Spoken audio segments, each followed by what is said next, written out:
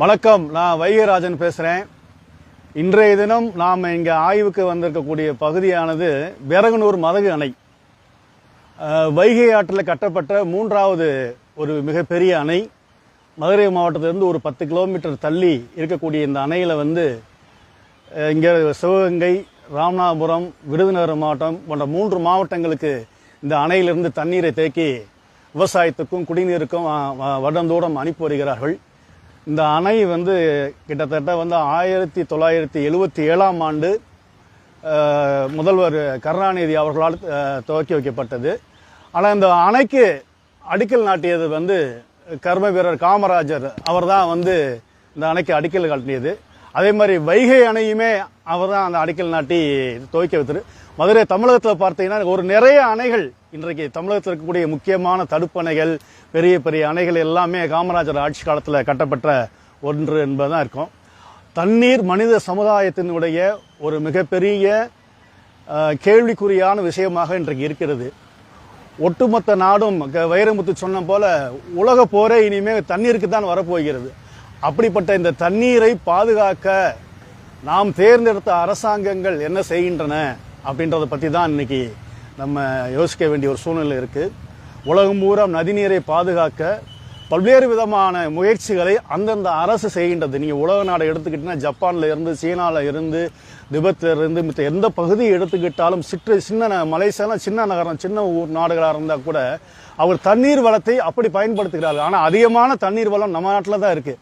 ஆனால் நம்ம நாட்டில் தான் இந்த தண்ணீர் வளத்தை மிகப்பெரிய அளவில் சேதாரம் செய்வதும், இதை சேமித்து வைக்காதும், கடலில் சேர்ப்பதும், தடுப்பணைகள் பராமரிப்பு இல்லாமல் கிடக்கிறதுனால தான் இந்த தண்ணீர்கள்லாம் இன்னைக்கு பலவீனம் இருக்குது. அதனால் இன்றைய தினம் மதுரை வைகை ஆற்றில் 3வது தடுப்பணையாக இந்த தடுப்பணை இருக்கிறதுனால இந்த தடுப்பணை பகுதியில் இந்த விறகுனூர் பகுதி மக்கள் பெரிய போக்குவரத்தாகவே பயன்படுத்துகிறாங்க. அதாவது தனியாக இந்த ஒரு சிவகங்கை ரோடு போல் தனியாக, ராமநாதபுரம் ரோடு போல் தனியாக இருந்தது. ஆனால் இன்னைக்கு ரிங் ரோடு விட்டது. பெரிய ரிங் ரோடு போக்குவரத்து நிறையா வந்துட்டனால மக்கள் இந்த பகுதியிலிருந்து ஒரு 15 கிராமங்களுக்கு மேற்பட்ட கிராமங்கள் உள்ள இருக்கின்றன. ஆனால் அவங்க எல்லாம் இங்கிட்ட வந்துட்டதுனால அவங்களுக்கு போக்குவரத்துக்கு ஒரு சரியான இடம் இல்லாதனால இந்த மதகு அணையினுடைய இந்த பாலத்தை, அதாவது நடந்து போய் இது கண்காணிக்கக்கூடிய, பராமரிக்கக்கூடிய பாலத்தை இன்னைக்கு அவங்க ஒரு போக்குவரத்து சாதனமாக பயன்படுத்தக்கூடிய அளவில் இருக்கிறதுனால இந்த பாலம் கடுமையாக பாதிக்கப்பட்டிருக்கிறது அப்படின்னு நம்மளுடைய குற்றச்சாட்டை சொல்கிறோம். இந்த பாலத்தை சுற்றி இருக்கக்கூடிய கைப்பிடி சுவர்கள், ரோடுகள் எல்லாமே பேர்ந்திருக்கு. அதனால இந்த பாலத்தை முறையா சரி செய்யணும். அதே மாதிரி மதுரையிலிருந்து வரக்கூடிய அத்தனை கழிவு நீரும், ஒன்று விடாமல் அத்தனை கழிவு நீரும் இந்த நம்ம விறகுனூர் தடுப்பணையில தண்டி இங்க பாருங்க, ஃபுல்லா ஆகாய தாமரையா இருக்குது. இந்த சட்டரை ஓபன் பண்ணா இந்த சட்டரை ஓபன் பண்ண முடியாத அளவுக்கு சிக்கி சின்னாபின்னமாக இருக்கிறது.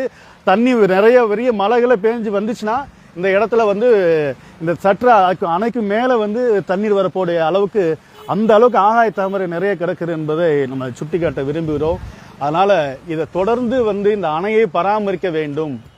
விறகுனூர் மதகு அணை என்பது முன்னாடியெல்லாம் நாங்கள் பள்ளியில் படிக்கக்கூடிய காலங்களில் இப்போ அந்த நடைமுறை வழக்கம் இப்போ விட்டுருச்சு. எல்லா பள்ளி கல்லூரியும் நான் கல்வித்துறைக்கு ஒரு இது பண்ணுறேன். ஒவ்வொரு பள்ளி கல்வித்துறையும் ஒவ்வொரு 8th படிக்கக்கூடிய 12th படிக்கிற பசங்களை எல்லாமே இந்த அணைக்கு ஒரு 80லிருந்து 95 வரைக்கும் படித்த மாணவர்கள் இந்த விறகுனூரில் இருக்கக்கூடிய அந்த பூங்காக்கு வராமல் இருந்திருக்க மாட்டாங்க. அப்படி இந்த பூங்கா சுற்றுச்சூழல் பூங்காவாக முதல்ல அமைக்கப்பட்டது.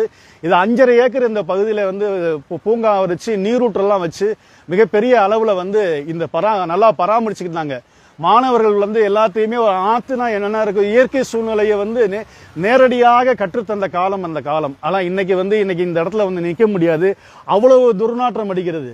இன்னைக்கு மாணவர்கள் யாரும் இங்கே வர முடியாத அளவுக்கு. அதனால தான் இந்த சுற்றுலாவே அவங்க இந்த வைகையாறு கழிவு நீர்னால்தான் மதுரை படிக்கக்கூடிய இந்த பசங்களுக்கு இந்த சுற்றுலா தலம் என்றது இருக்குது.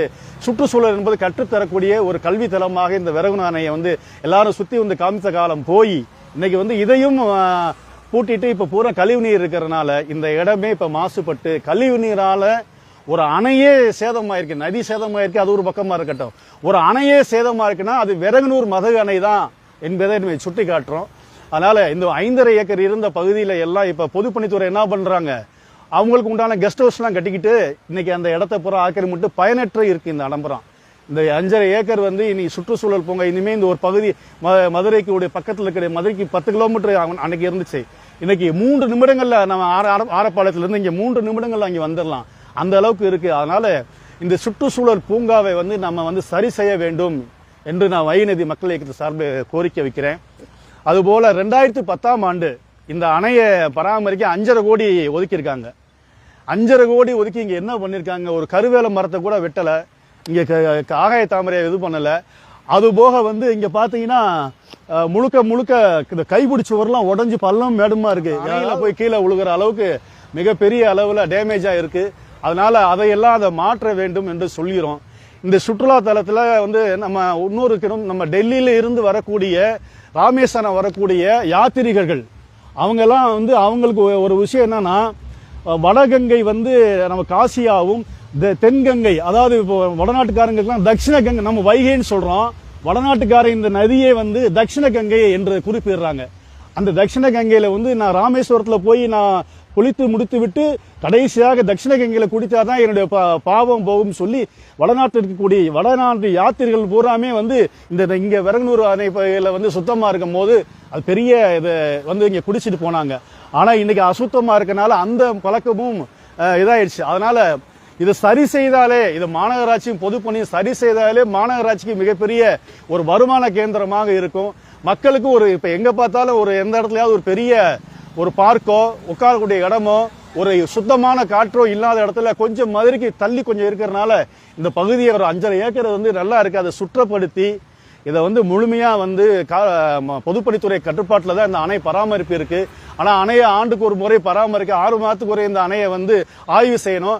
ஆனா இந்த அணையை வந்து இது வரைக்கும் யாருமே ஆய்வு செய்யல. பெரிய மழை பெய்தாலோ வெள்ளம் வந்தாலோ ஆய்வு செய்யல. கிட்டத்தட்ட 1,77,367 ஹெக்டேர், ஏக்கர் கிடையாது ஹெக்டேர், 100 ஹெக்டேர் அப்படின்னுவாங்க. அந்த ஹெக்டேர் கணக்கில் உள்ள பாசன விவசாயிகளுக்கு பெரிய நீராதாரம். நம்ம சிவகங்கை மாவட்டம் ராமநாதபுரம் மாவட்டத்துக்கு குடி தண்ணீர் இந்த வழியா தான் போகுது. மதுரையிலிருந்து நம்ம போடக்கூடிய குப்பைகள், கழிவுகள், சாக்கடை குப்பைகள், கழிவுநீர், ரசாயன கலவி, எல்லா கழிவுகளும் ஆசிட்டு எல்லாத்தையுமே இந்த ஆத்துல தான் விடுறான். அதை தான் நம்ம சிவகங்கை மாவட்டத்துக்காரன் குடிநீராக பயன்படுத்தலாம். ராமநாதபுரத்துக்காரன் அவனுடைய பகுதியில் போகுது. இது எவ்வளவு வேதனையான ஒரு விஷயம். மதுரையில் இருக்கக்கூடிய மக்களுடைய அஜாக்கிரதையினால, இந்த மாநகராட்சியுடைய அந்த அஜாக்கிரதையினால இந்த கழிவு இந்த சுற்றுலா தலமும் இந்த அணையுமே வந்து கிட்டத்தட்ட தூர்வாரி துருப்பிடித்து போயிருக்கிறது. என்னன்னா இந்த விறகுனூர் மதகு அணையை சரி செய்ய வேண்டும் என்று வைகநதி மக்கள் இயக்கத்தை சார்பில் கேட்டுக்கொள்கின்றேன். அதே போல வந்து வெறும் குற்றச்சாட்டா சொல்லிக்கிட்டே இருக்கல. அதனால இந்த அரணையை பராமரித்து இந்த பகுதியை சுற்றுச்சூழல் பூங்கா, இப்ப திருப்பகுன்றம் பகுதியில் ஒரு சுற்றுச்சூழல் பூங்கான்னு ஒரு இது பண்ணிருக்கீங்க. ஆனா அதே போல இங்க ஏற்கனவே இருந்தது, பல ஆண்டுகளுக்கு முன்னாடி ஏற்கனவே இருந்த பகுதியை வந்து இது பண்ணீங்கன்னா இங்க ஆயிரக்கணக்கான 15-16 கிராம மக்கள் வந்து இருக்காங்க. அவங்களுக்கு வந்து இந்த பகுதியில வந்து ஒரு போக்குவரத்துக்குன்னு ஒரு தனி பாலம் அமைக்கணும். இப்ப அவங்க வந்து இந்த பாலத்தை தான் பயன்படுத்துறாங்க. இது ரொம்ப உடைந்து நொறிந்து சேதம் பண்ணதுனால போக்குவரத்துக்கு தனி பாலம் அமைக்க வேண்டும். அதே மாதிரி வந்து இந்த விறகுனூர் அணையிலிருந்து ஒரு பிரிவு வந்து நம்ம கிருதுமால் கால்வாய்க்கு ஒரு பெரிய ஒரு வாய்க்கால்ல விவசாயத்துக்கு போயிடுது. இது எல்லாமே மனிதனுக்கு வாழ்வாதாரமா இருக்கக்கூடிய, மனித மக்களை காப்பாற்றக்கூடிய, விவசாயத்துக்கு பயன்படக்கூடிய தண்ணீர் போகக்கூடியது. அதாவது இந்த உயிரினம் வாழ்வியலுக்கு அடிப்படையான விவசாயத்துக்கு தண்ணீர் போகக்கூடிய பாதையை இவர் அஜாக்கிரதையாக பராமரிக்கிறான்னு சொன்னா, யாராவது ஒரு கவுன்சிலர் வராரு, ஒரு இவர் வராருன்னு சொன்னா அந்த இடத்த சுத்தம் பண்ணி ப்ளீச்சிங் பவுடர் போட்டு அவ்வளவு பராமரிக்கக்கூடிய இந்த அரசாங்கம் இன்னைக்கு வந்து இவ்வளவு தூரம் இந்த மக்கள் பயன்பாடு போடக்கூடிய விவசாயத்துக்கு குடிநீர் போகக்கூடிய பகுதியில் சாக்கடையும் குப்பையுமா போட்டுட்டு வந்து எவ்வளவு ஒரு மனித உயிருக்கு எவ்வளவு ஒரு அஜாக்கிரதையான ஒரு சூழ்நிலையை ஏற்படுத்தியிருக்காங்க. அதை வன்மையாக கண்டிக்கிறேன். அதனால இந்த சுற்றுச்சூழல் பூங்காவும் விறகுனூர் பகுதி இந்த 15 கிராம மக்களுக்கு தடுப்பணையை பற்றி ஒரு காமராஜர் ஆட்சி காலத்தில் வைகை அணை கட்டப்பட்டது. அப்படி வைகை அணை கட்டப்பட்ட போது அந்த தடுப்பணை கட்ட பெரிய எதிர்ப்பு தெரிவிச்சாங்க. ஆண்டிப்பட்டி அந்த சுற்றுக்கிட்ட உள்ள கிராமத்து மக்கள். எதற்காக இந்த மக்கள் எதிர்ப்பு தெரிவிக்கிறார்கள் என்று முதலமைச்சராக இருந்த காமராஜர் விசாரிக்க சொன்னார். தடுப்பணை கட்டினால் எங்களுக்கு ஆபத்து வரும், எங்க பகுதியெல்லாம் வந்து பெரிய வெள்ளம் வந்துச்சுன்னா நாங்கள் அழிஞ்சிரும் அப்படின்னு சொல்லி சொன்னதுக்கு அப்புறம் அது மாதிரி இங்க தடுப்பணை கட்டி வேற ஊருக்கு தண்ணி அனுப்பும் போது எப்படி எங்களுக்கு வந்து தண்ணி கிடைக்கும், இதனால எங்க கிராமங்கள் அழியும், எங்களுக்கு இழப்பீடு தரணும் சரி. ஒரு மிகப்பெரிய வைகை அணையை கட்ட முடியாத அளவுக்கு மிகப்பெரிய போராட்டம் நடந்தது. அன்னைக்கு முதலமைச்சராக இருந்த காமராஜர் அவர்கள் ஒரு ஜிஓ போறாரு. ஒரு என்ன சொல்றாருன்னா, இந்த வைகை அணையில் 72 அடி உயரமாக இருக்கக்கூடிய அந்த வைகை அணையில் வந்து தண்ணீர் வந்து நாங்கள் மெல்லிய நீரோட்டமாக இந்த தண்ணி போகிற மாதிரி நாங்கள் ஏற்பாடு செய்வோம். ஒருபோதும் தண்ணி வந்தால் முழுமையாக அடைச்சி வைக்கிறதும் தண்ணி மழை பெஞ்சோடனே உடனே தண்ணியை திறந்து விடுறதும் மாதிரி இல்லாமல் நாம் ஒரு ஜீவோ போட்டார். அந்த ஜீவோ இன்ன வரைக்குமே 78ல் போட்ட ஜீவோ வந்து இன்ன வரைக்குமே அதெல்லாம் வந்து அவங்க யாருமே இன்ன வரைக்கும் கண்டுக்கல.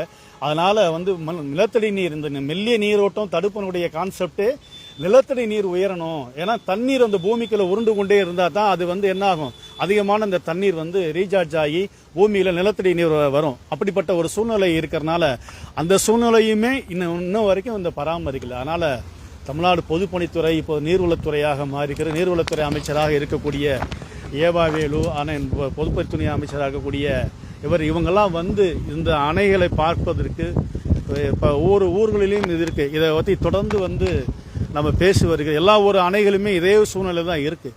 மழை காலத்திலேயாவது இந்த அணைகளை உடைய எப்படி இருக்கக்கூடிய என்ற விஷயங்களை வந்து பார்க்கணும். இந்த இங்கே கூட முழுக்க பாலித்தீன் குப்பைகளை போட்டு வச்சு இந்த மண்ணை மட்க வைக்கிற அளவுக்கு நிலத்தடி நீர் போகாத அளவுக்கு இன்றைக்கு மிகப்பெரிய அளவில் மாசுபட்டிருக்கு. எங்கே பார்த்தாலும் பாலித்தீன் குப்பை, எங்கே பார்த்தாலும் கிளாஸ், எங்கே பார்த்தாலும் பாட்டில், எங்கே பார்த்தாலும் தூக்கி போட்டுட்டு போகக்கூடிய ஒரு மிக மோசமான ஒரு சூழ்நிலையில தான் இந்த மக்கள் வச்சிருக்காங்க.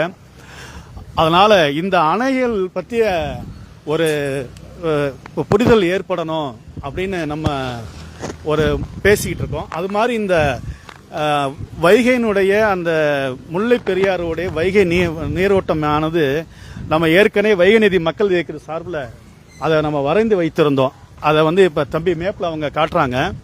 முல்லை பெரியாறு அணை நம்ம கேரளா அந்த மாநிலத்தினுடைய முல்லை பெரியாறு நீர்த்தேக்கம் மட்டும் இல்லை, நமக்கு இருக்கக்கூடிய முக்கியமாக இருக்கக்கூடிய மூல வைகையாக இருக்கக்கூடிய தேனி மாவட்டத்திலிருந்து வரட்டாறு, சுருளியாறு, தேனியாறு, வராக நதி, மஞ்சள் ஆறு, மருதா நதி, சோத்துப்பாறை நீர்த்தேக்கம், மஞ்சளாறு நீர்த்தேக்கம், இப்படி கிட்டத்தட்ட வந்து ஒரு 16 நதிகள், ஓடைகள், சிற்று ஆறுகள்லாம் வந்து தான் வைகையாக உருவெடுக்குது.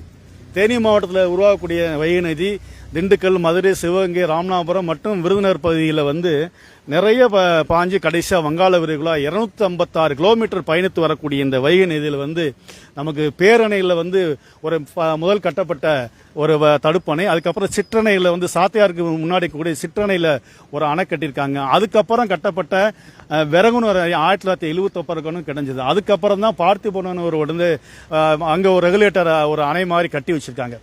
கிட்டத்தட்ட இங்கே பார்த்தீங்கன்னா சங்கிலி தொடர், இந்த இதை பார்த்தாலே தெரியும், சங்கிலி தொடர் போல இந்த நதியினுடைய ஓட்டம் இருக்கும். ஒவ்வொரு பகுதியிலையுமே வந்து அந்த பகுதியில் இருக்கக்கூடிய கண்மாய்களை பூரா நிரப்பிட்டு, கண்மாய் குளங்களை நிரப்பிட்டு முழுமையான ஒரு தண்ணி கூட வந்து போய் கடலில் கலந்து வேஸ்ட் ஆகாத முழுமையாக பயன்படக்கூடியது வந்து இந்த வைகை ஆறு மட்டுமே. அப்படி பிரதான நீங்கள் புராணத்தை எடுத்துக்கிட்ட சொன்னாலும் சரிதான், நிர்வாக ரீதியாக எடுத்துக்கிட்டாலும் சரிதான், அறிவியல் ரீதியாக எடுத்துக்கிட்டாலும் சரிதான், புவியியல் ரீதியாக எடுத்துக்கிட்டாலும் சரிதான், இந்த அணை முழுமையாக பாதுகாக்கப்பட வேண்டும் என்ற ஒரே நோக்கத்தோடு தான் எல்லாருமே அதை நோக்கி போயிருக்காங்க. அதனால இந்த வரலாறு நமக்கு சொல்வது வைகையை பாதுகாக்காமல் இந்த 5 மாவட்ட மக்களுடைய நீராதாரம் கிடையாது. அதனால இன்னைக்கு நாம இருக்கக்கூடிய விறகுனூர் அணையில 142 கிலோமீட்டர் தாண்டி இருக்கக்கூடிய இந்த விறகுனூர் அணையை வந்து பராமரிக்கணும். இந்த பகுதியில் கழிவு நீர் கலக்கிறது இதை எதுக்கணும். இங்கே அங்கே மதுரையிலிருந்து வரக்கூடிய எல்லா குப்பைகளும் அடிச்சுட்டு வந்து கடைசியில் இங்கே தான் இந்த விறகுனூர் மதகு அணையெல்லாம் கிடக்குது. அதனால இதையும் அவங்க எல்லாத்தையுமே சரி செய்ய வேண்டும். இந்த மதகு அணையை இப்போ தொல்லியல் இதாக வந்து பார்க்கணும். பழைய கட்டடமாக இருக்கு. இந்த பகுதியில் போக்குவரத்துக்கு புது பாலம் ஏற்படுத்தி